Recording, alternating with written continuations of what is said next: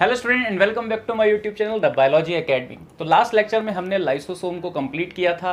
आज के लेक्चर में हम लोग वैक्यूल की बात करेंगे और जैसे ही हम लोग वैक्यूल पढ़ेंगे इसका मतलब ये होगा कि हम लोगों ने पूरा कंप्लीट कर लिया है एंडोमेम्ब्रेन सिस्टम। अगर आपने कोई भी लेक्चर को मिस किया है तो आप प्लेलिस्ट में जाके चैप्टर वाइज सारे लेक्चर दे रखे हैं, सारे चैप्टर्स के जो भी मैंने अभी तक कवर करवाए हैं उसमें से आप देख सकते हैं कोई भी अगर आपका लेक्चर छूटा हो। तो देखिए यहाँ पे बात करते हैं हम वैक्यूल की। तो it is membrane bound space found in cytoplasm.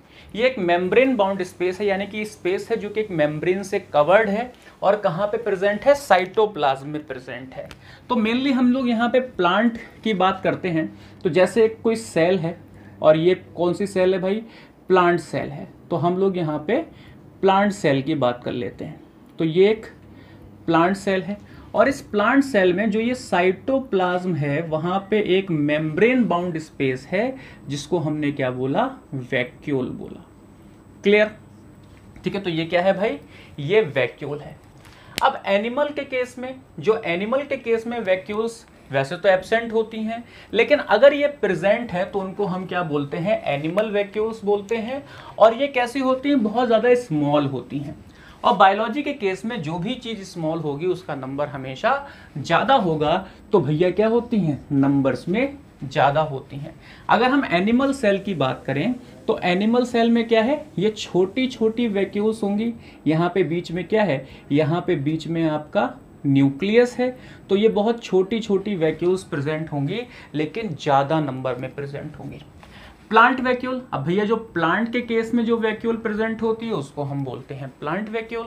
लेकिन ये सिर्फ कितना नंबर होता है इसका, वन लार्ज वैक्यूल प्रेजेंट होती है प्लांट के सेल में। यहाँ पे आप देख सकते हैं ये प्लांट की सेल है, इसमें कितनी वैक्यूल प्रेजेंट है, सिर्फ एक बड़ी सी वैक्यूल प्रेजेंट है। जबकि एनिमल के केस में छोटी छोटी वैक्यूल्स प्रेजेंट होती हैं और वो नंबर में कैसी होती हैं, ज़्यादा। अब देखो जो ये प्लांट का सेल है इसमें जो वैक्यूल है वो कितना पार्ट ऑक्युपाइंग कर रही है, 90% पार्ट सेल का ऑक्युपाई कर रही है। यानी कि जो प्लांट वैक्यूल है वो इतनी बड़ी है कि पूरे सेल का 90% जो पार्ट है वो क्या है, वो प्लांट वैक्यूल ही उसको कवर कर रही है, घेरे हुए है। ठीक है ना। और इस वजह से क्या होता है, इस वजह से ये है, जैसे ये एक एनिमल सेल है तो एनिमल सेल में न्यूक्लियस कहाँ है, बीच में, और ये साइटोप्लाज्म ये पूरा यहाँ पे फैला हुआ है, ये सब क्या है, साइटोप्लाज्म। लेकिन अब अगर 90% पार्ट एक वैक्यूल कवर कर रही है प्लांट सेल का, तो जो साइटोप्लाज्म है वो भी कहाँ चला जाएगा, पेरीफेरी पे चला जाएगा, यानी कि शिफ्ट हो जाएगा टुवर्ड्स पेरीफेरी। और जो न्यूक्लियस है वो भी पेरीफेरी की तरफ शिफ्ट हो जाएगा। यानी कि अगर कोई बड़ा सा वैक्यूल है तो जो न्यूक्लियस सेंटर में प्रेजेंट होता है वो सेंटर में प्रेजेंट ना होके हल्का सा शिफ्ट हो जाएगा पेरीफेरी की तरफ। ठीक है ना।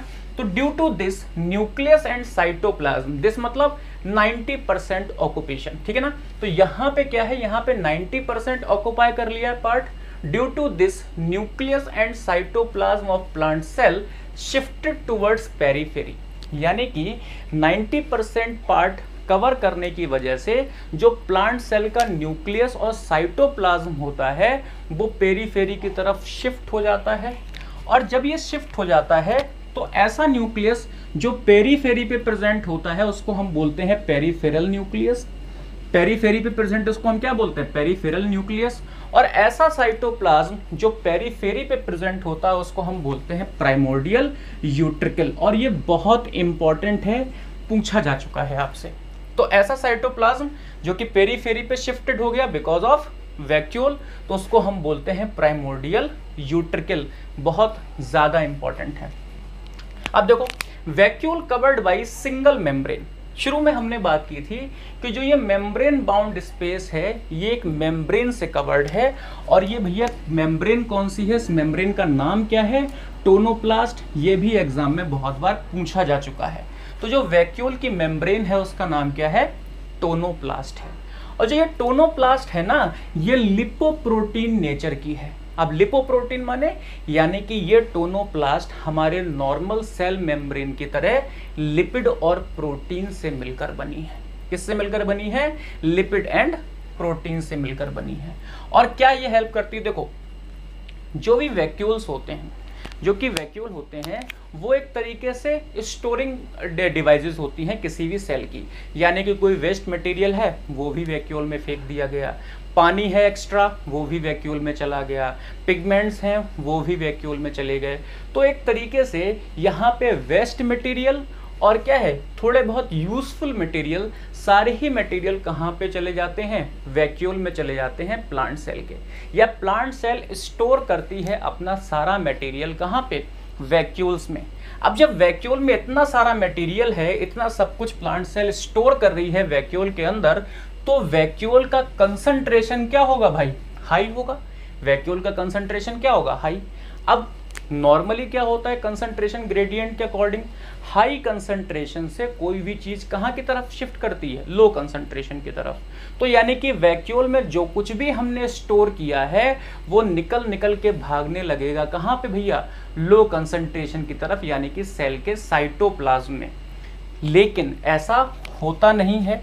क्यों नहीं होता है? जो ये सेल का साइटोप्लाज्म होता है, जो ये सेल का साइटोप्लाज्म होता है, इसकी कंसंट्रेशन कम होती है, जबकि वैक्यूल की कंसंट्रेशन ज्यादा होती है।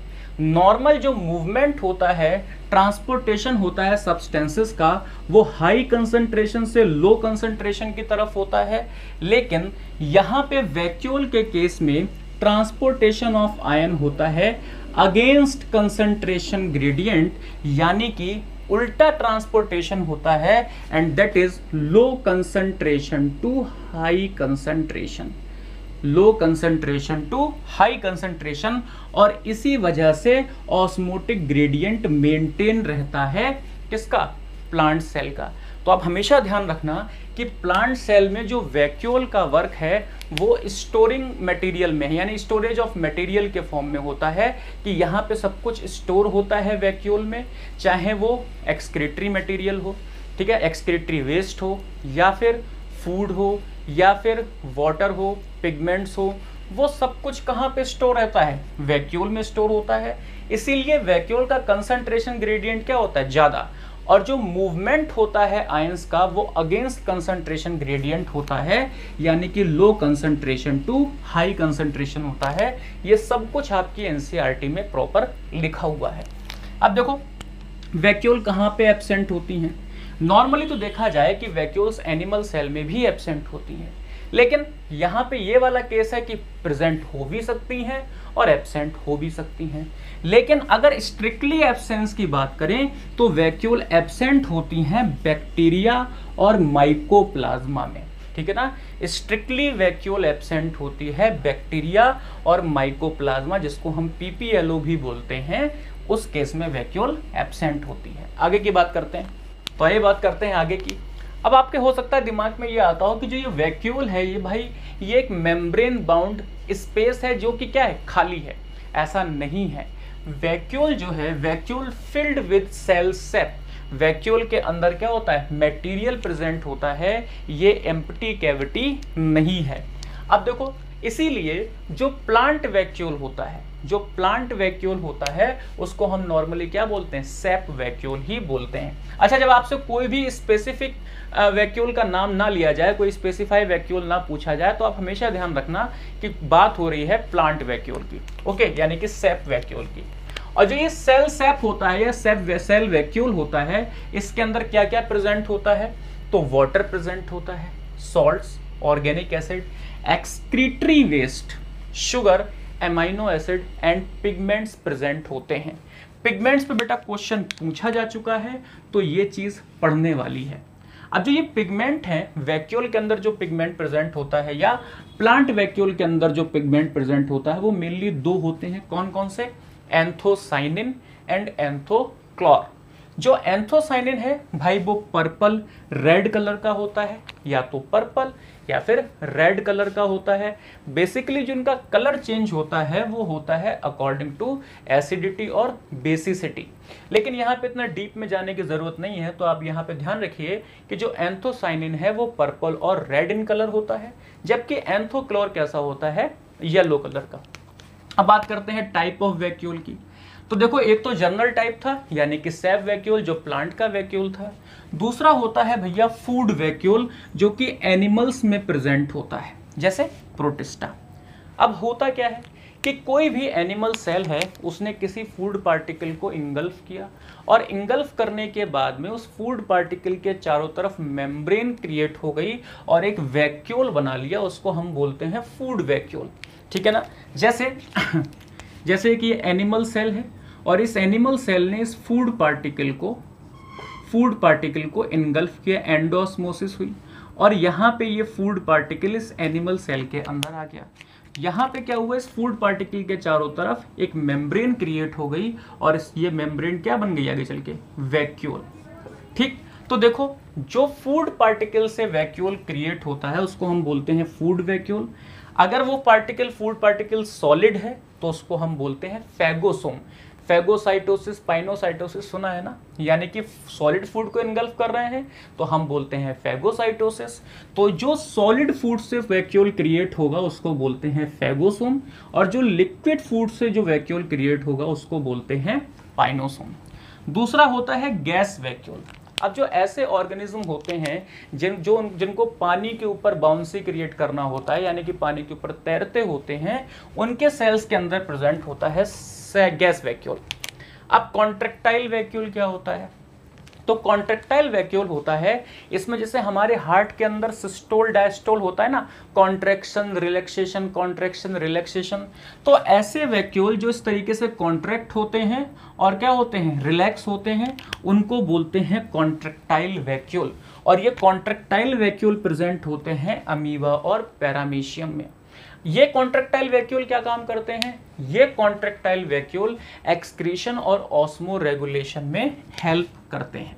ठीक है ना। तो contractile vacuole, gas vacuole, food vacuole और सैप वैक्यूल, ये सारे ही वैक्यूल के टाइप हैं। फंक्शन की बात करते हैं तो सबसे पहला और सबसे बड़ा फंक्शन है वैक्यूल का स्टोरेज का। ठीक है ना। तो क्या हुआ भाई, ये जो स्टोरेज किया है इन सारे मटेरियल को, ये वैक्यूल का पहला फंक्शन है कि सारे ही मटेरियल को स्टोर करना, sugar, amino acid, salt, organic waste, pigment, सब कुछ ये जो स्टोर करता है सेल के अंदर, ये है क्या, पहला फंक्शन। दूसरा फंक्शन देखो, मेंटेन टर्गर प्रेशर। तो ये क्या काम कर रहा है, ये प्लांट के सेल में टर्गर प्रेशर को मेंटेन कर रहा है। कैसे? जैसे एक ये प्लांट सेल है, जैसे एक ये प्लांट सेल है, तो देखो इसमें क्या जादू हो रहा है। तो ये प्लांट सेल में ये वैक्यूल है, प्लांट सेल में ये वैक्यूल है। अब इसके अंदर जो भी मटेरियल है वो आउटसाइड क्या लगा रहा है, एक फोर्स लगा रहा है, एक प्रेशर लगा रहा है आउटसाइड। अब जब ये आउटसाइड प्रेशर लगेगा तो हमेशा प्लांट सेल क्या रहेगी, टर्जिट रहेगी, फूली रहेगी। तो भाई जो ये वैक्यूल्स हैं ये क्या करती हैं, मेंटेन करती हैं टर्गर प्रेशर को। नेक्स्ट देखिए, help in cell elongation. Help in cell elongation. अब मैंने आपको बताया था रूट्स में, रूट के केस में हमने रीजन्स पढ़े थे, रीजन्स ऑफ रूट जिन्हें बोलते हैं। तो वहां पे कौन कौन से रीजन थे भैया, देखो ये इस तरीके से रूट कैप थी। अब पहला रीजन था रीजन ऑफ डिवीजन, ठीक है ना, जहां पे सेल डिवाइड हो रहे थे। दूसरा रीजन था रीजन ऑफ इलोंगेशन और तीसरा था रीजन ऑफ मैच्योरेशन। अब देखो जो रीजन ऑफ इलोंगेशन था उसमें क्या था कि जो सेल थे उनकी क्या थी, उनका साइज इंक्रीज हो रहा था। और सेल का जो साइज इंक्रीज हो रहा था वो हो रहा था due to increasement of vacuole, due to increasement of size of vacuole. तो देखो जो ये इलोंगेशन में हेल्प कर रहा है, इसका मतलब क्या है, इसका मतलब ये है कि जब सेल का साइज इंक्रीज होता है, प्लांट सेल का जब साइज इंक्रीज होता है तो उसके पीछे कारण ये होता है कि वहां पे जो वैक्यूल्स हैं उनका साइज इंक्रीज हुआ है, उनका साइज इंक्रीज हुआ है, इसीलिए प्लांट सेल का साइज भी क्या होता है, इंक्रीज। तो क्या किसमें हेल्प करती है, हेल्प इन सेल एलोंगेशन, यानी कि सेल के साइज को इंक्रीज करने में वैक्यूल हेल्प करती है। तो यहाँ पे ये वैक्यूल की बात खत्म हुई। नेक्स्ट लेक्चर में हम लोग इसके आगे की बात करेंगे। तब तक के लिए stay safe and stay healthy. जय हिंद।